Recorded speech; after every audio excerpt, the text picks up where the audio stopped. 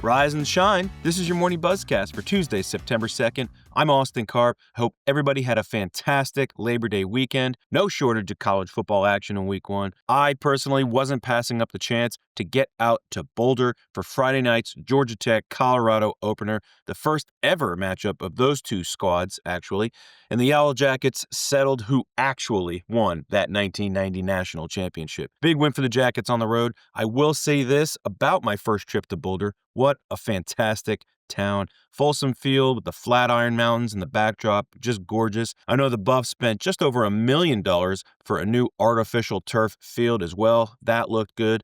But inside Folsom Field, the stadium can definitely use some modernizing on its seating, on some of its concessions. But perhaps most importantly, though, I gotta give love to the Colorado football fans. Fantastic crowd. Student body showed up, a packed stadium, and the fans were also incredibly gracious the entire night, even after a close loss out there in Boulder. I'd go back to a Buffaloes game anytime. But as much as that was my big game of the weekend, most of the rest of the country was focused on other action. Let's look first at Saturday morning. You had Lee Corso's final appearance on College Gameday, and it was executed in an incredibly classy and fun manner.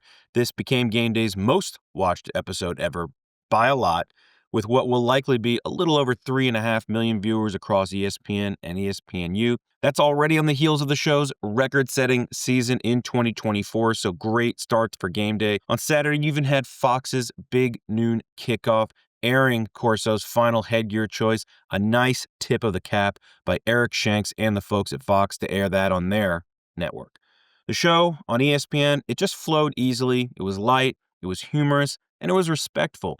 Those are the things that we've seen ESPN do over and over again with legends on their airwaves. I'm talking about Hubie Brown. I'm talking about Dick Vitale. A lot of respect for Lee Corso for what he's done over the decades. Great way to send him off. Now, one viewership number we don't have yet, that's for Fox's Texas-Ohio State game on Saturday in that big noon window. Wasn't exactly a great start for Arch Manning. Yeah, he's pushing $7 million in NIL earnings, but he saw firsthand why playing in the horseshoe is no easy task. It was a low-scoring affair, but a close game nonetheless, and Fox is likely still going to end up with a big number. If any game is going to rival that audience number, though, it's going to be the fantastic matchup Sunday night that was on ABC, Notre Dame, Miami. We've all seen that Catholics versus Convicts 30 for 30 doc. We knew the rivalry. Well, it lived up to the hype at Hard Rock Stadium. Both of those numbers, though, likely not going to see anything until a big data number comes out, likely on Wednesday. Remember, this new data set from Nielsen could help games get something in a 5 to 8% bump compared to what had been panel-only data from Nielsen that they had been previously using. So keep an eye out for that number when it comes out, either late today or more likely on Wednesday.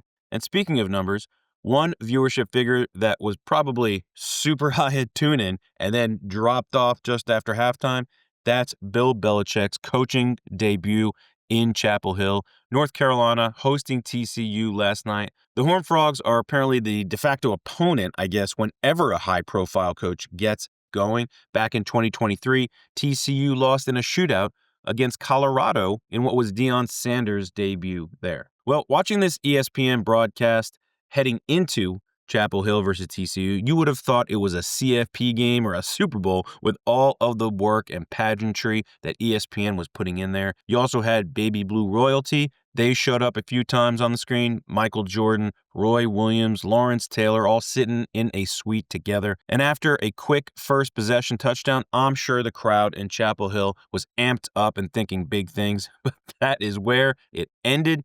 TCU put its foot on the gas, never looked back. Blowout there in the end. I think it was the most points allowed ever by a Belichick-coached defense. The only people left watching the back half of that fourth quarter, that's when ESPN was turning to Kirk Herbstreit's dog in the broadcast booth for some entertainment, where either TCU diehards or anybody experiencing maybe a little bit of schadenfreude for Belichick taking the L here. But just one game in, these teams are going to meet again next season in the opener of that's the Aer Lingus Classic in Dublin. They'll be over there. Hopefully we get something of a better matchup there to open 2026. But enough college football.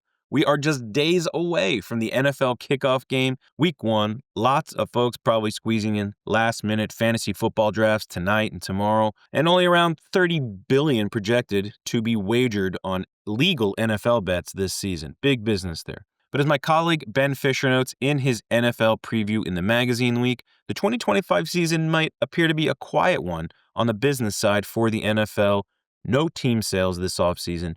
No new stadiums are debuting in 2025. No new big media partners. But Fisher does have a few things from the business side that you need to keep an eye on with the NFL. That includes the change in leadership with the NFLPA. You have YouTube airing its first game on Friday, that one from Brazil.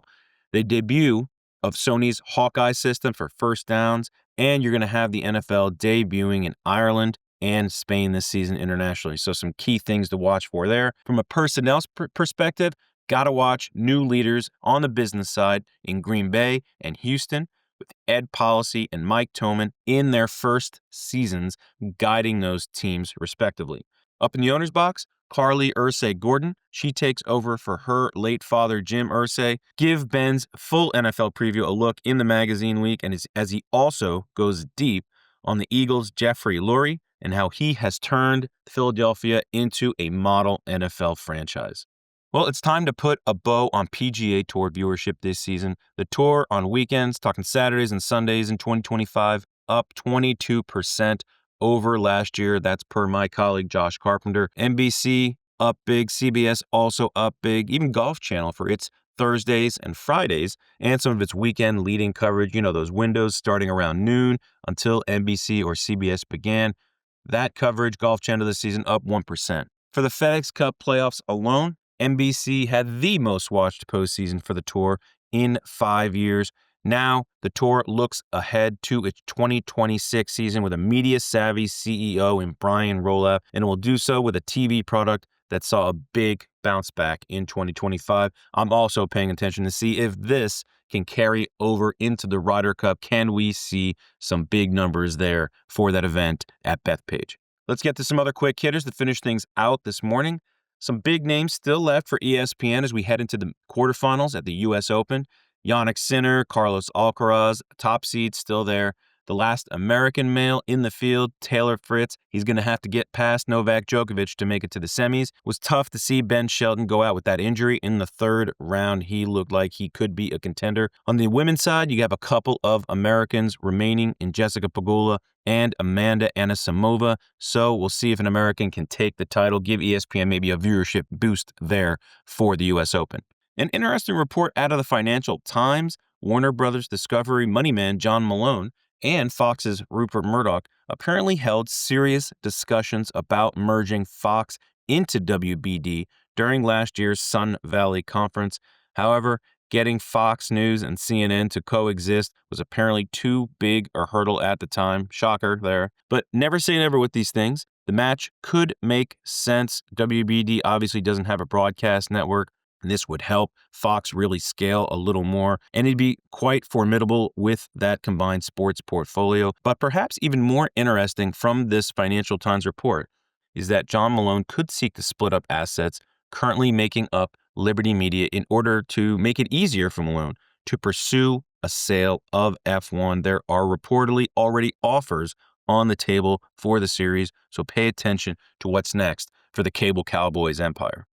An interesting tie-up that starts this Friday. Subscribers to Walmart Plus are now going to get access to Peacock Premium at no additional cost. That is that service's ad-supported tier. So you got NFL, college football, NBA, Olympics, and more potentially offered to those Walmart Plus subscribers over the next few months. There is some history there with Comcast and NBCU doing deals with Walmart like this, so another interesting extension that has some serious sports ties there for viewers. And finally, SBJ this week has unveiled our 2025 honorees for New Voices Under 30. It's our 7th class of individuals selected for their ability to break boundaries and lead their organizations in bold and innovative work. The full list is at sportsbusinessjournal.com and in the magazine. Congrats to each of the honorees who will be feted November 20th at the venue at Hard Rock Hotel in Manhattan. Well, that does it for your morning Buzzcast for Tuesday, September 2nd. I'm Austin Karp. Abe Madcore is back at it tomorrow.